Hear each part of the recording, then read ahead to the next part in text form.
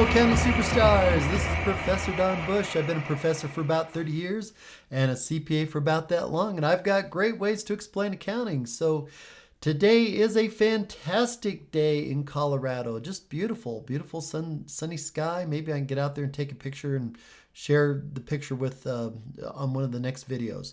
But anyways, let's get started here today, folks. What we're going to do is we're going to find the break-even point for a company in both sales dollars and units. It's really super easy, folks. What we've got on the screen right now, we've got a traditional income statement. And this traditional income statement, this is what you learn in Principles of Accounting 1, and it's what you see in financial reports. But it's not very good in making managerial decisions. So what we need to do is we need to rearrange it. What we'll do is we'll rearrange the furniture, as I like to think of it. Same furniture, same living room. We're just moving it around a little bit. So let's see how we do that. Well, what we need to do is we need to divide things into fixed and variable costs. And it's usually not too hard to do that. And we're going to make some simplifying assumptions. So here are the assumptions for today's problem. And don't think this is how companies work. They don't. The first assumption here is cost of goods sold is variable. And that's what I mean that this is not how it works, because cost of goods sold in reality is a combination of both fixed and variable costs. You got to figure out how much of each. But today, just to keep things simple and keep this lesson rolling, we're just going to assume that cost of goods sold is variable. So that $240,000 variable. Next assumption, selling and administrative expenses are fixed. So the $150,000 and the $100,000 we're assuming is fixed. And that's not a good assumption either. That's really not how companies really truly work. But anyways, it's good enough for today. So here we go, moving on. So we'll get to the point here where we're rearranging the furniture. So what I need to do is I need to split the screen so we can see two things at once. Here we go, view, split. And let me get that traditional income statement back up here. There's the traditional income statement. And so what we're doing is we're assuming that that cost of goods sold is variable. So how much do we have in variable costs? $240,000. There we go.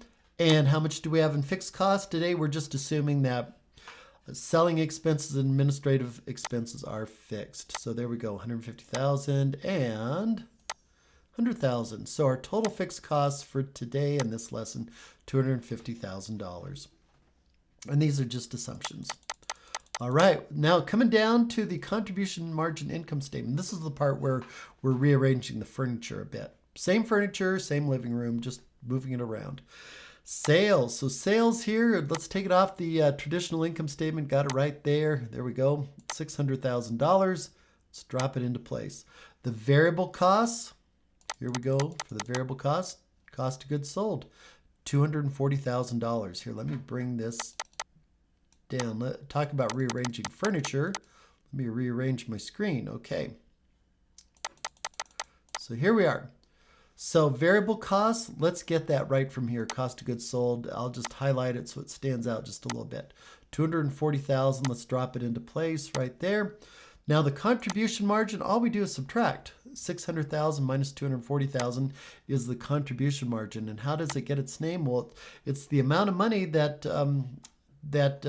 these sales are contributing towards covering the fixed costs and providing a net income.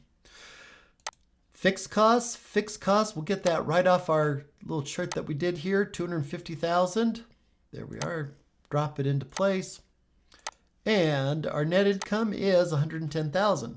Now, one thing that I want to show you guys and gals is that we truly are just moving around the furniture. Sales is $600,000, sales $600,000. Now look at this, the bottom line net income right here, $110,000 is the same as the net income here on this contribution margin statement. So the things that have changed is we just rearranged the expenses a little bit. We rearranged the cost of goods sold and we rearranged the selling and administrative expenses somewhat here. So anyways, there we go, folks. there's our contribution margin income statement. And if it were me, just memorize this. Just memorize it. It's not that hard to do, and you'll get a lot of mileage out of it, especially in class. And even if you get into business, you want to start your own business or you're managing a business, this is really good information to know. So here's how the contribution margin income statement works. So you start with sales minus variable costs equals contribution margin, minus out the fixed costs, and you get net income. So what we're going to do next is we're going to find a very, very, very important number, and it's called the contribution margin percentage. So coming down here. So here's the formula right here for the contribution margin percentage. It's the contribution margin divided by sales. So all we're going to do is take this contribution margin divided by sales. That's all we're doing. So we'll do it here in this little chart here. So what I'm going to do is I'm going to take the numbers from this contribution margin income statement and drop them right into here. I'm just copying and pasting is all I'm doing.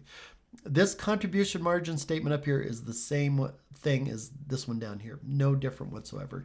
So let me just copy and paste. In fact, I have all the numbers. All I have to do is change the color of the print.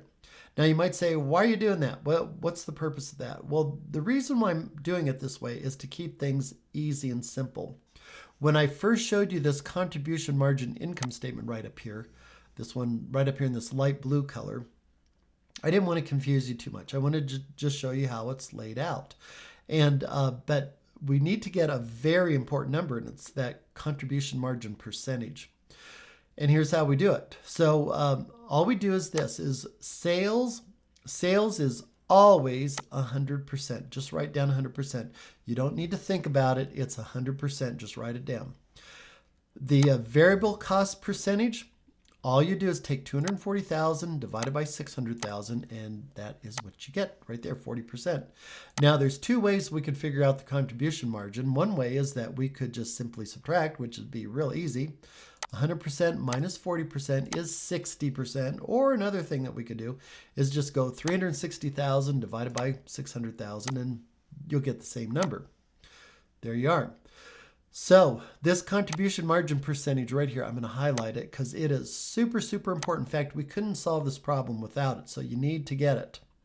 There you go. So let's find out what is this, break-even thing. What do we mean by it? Well, here's the break-even point right here. It's where these two lines cross. The break-even point means that you're not having a loss and you're not having a profit, but you're just breaking even. Your net income is zero. Now, for this company, their net income is positive. Look at that. Their net income is a positive 110,000. So what that means is they're here in the profit region.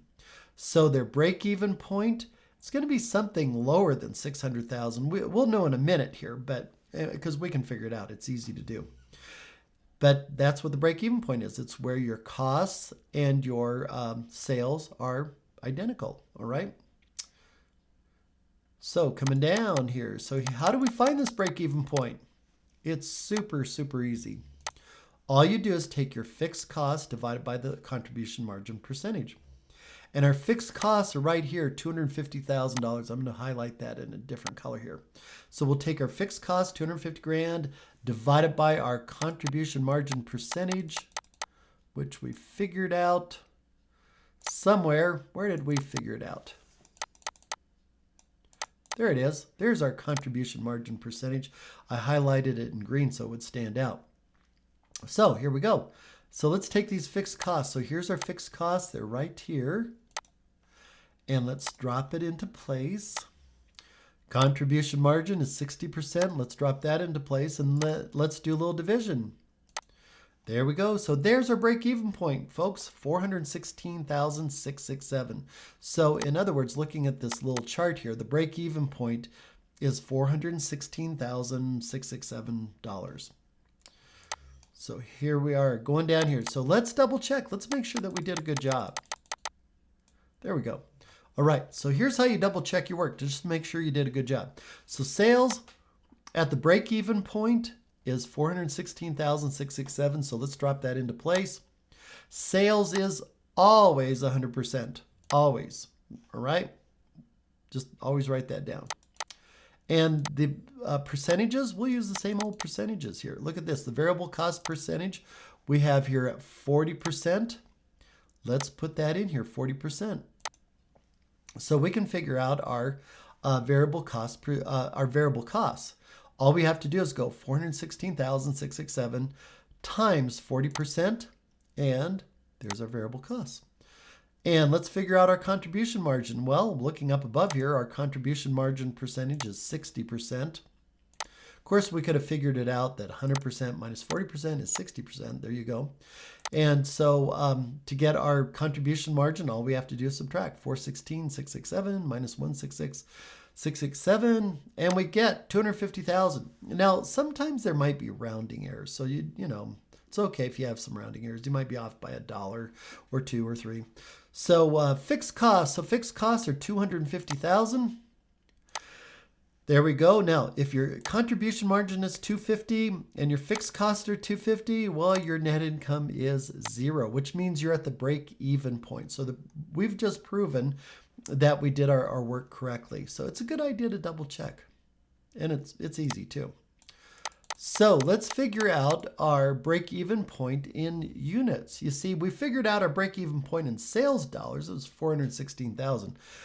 But let's figure out how many sailboats they need to sell to break even. Do they need to sell 5 sailboats or 8 sailboats or 2 sailboats? Let's figure it out in sales dollars. It's really super easy. Easy to do. So here's the assumptions that each sailboat sells for $100,000 and the variable costs are $40,000 per sailboat. So that's, you know, just the assumptions. So here's what we do. Let's do another contribution margin income statement, but we're going to do it on a unit basis. And here's our contribution margin statement up above, and this was on total sales basis. So sales price on a per unit basis, each one of these sailboats sells for $100,000. And again, write down 100% right there. Always write down 100%. It's just what you do. Variable costs. Now, according to our assumptions here, let's go. There we go. Variable costs are $40,000. And you know what? Actually, we really didn't need to know that. We could have figured out the problem without that information because we already know that variable costs are 40%. Look at that right up here.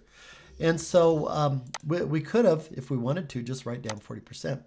40% of $100,000 is 40,000. So I'm just showing you just 2 different ways to look at it. It all depends on what information the problem that you're working on gives you.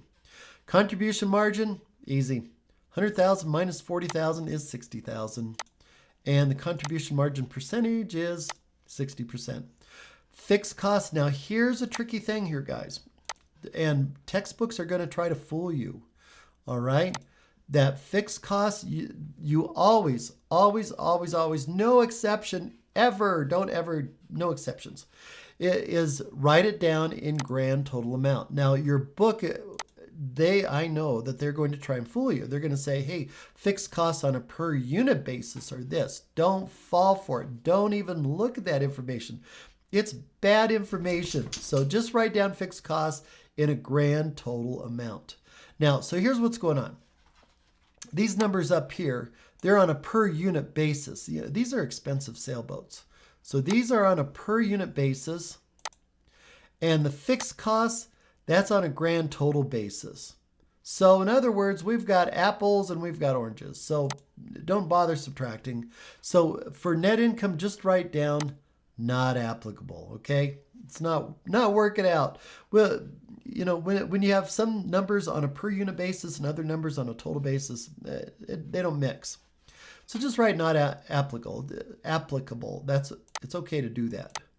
So again, we're going to find the break-even point. It's where these 2 lines cross. It's the point where the company is not having a loss and not having a profit. But in this time here, rather than sales dollars, we're going to figure it out in the number of sailboats. All right, so it's easy to do. Super easy. Piece of cake. Here we go. Here's the formula. Fixed cost divided by contribution margin in dollars per unit. So let me find where we were just working on the upper screen here. Here we are, right here. Okay, so the fixed costs, I'll put it here in a greenish color. Fixed costs, 250 grand, right there. And the contribution margin in dollars is $60,000. $60,000. There you go. All you got to do is divide. So what the heck is 4.17? What does that mean? Well, in a real technical sense here, we need to produce and sell 4.17 sailboats to break even. Well, 0.17 sailboats, what does that mean? Well, it doesn't really make any sense. And so you have to understand that this break-even analysis, in some respects, it's a little bit of a rough science. It's not an exact science. So what I would do if it were me, I would say, okay, to break even, we need to produce and sell between 4 and 5 sailboats. That's what I would put down as an answer. Of course, in your textbook, they may want exact answers like 4.17 that don't make any sense. But the way to interpret it and understand it is we need to produce and sell 4.17 sailboats a month or whatever it is to break even. So that's how you interpret it. So now you know how to find the break-even point in both sales dollars and in units. Easy to do. If I lost you in this video, just rewind and watch it again. Also, hit that like and subscribe button, folks. That way YouTube knows that you like the videos. I know you like the videos, and that way I'll make more videos for you. And lastly, check out accountingsuperstars.com. I've got all these videos listed by topic. So if you're looking for a certain topic that you want to learn about, it'll be a lot easier for you. So check it out, accountingsuperstars.com. Until next time, over and out.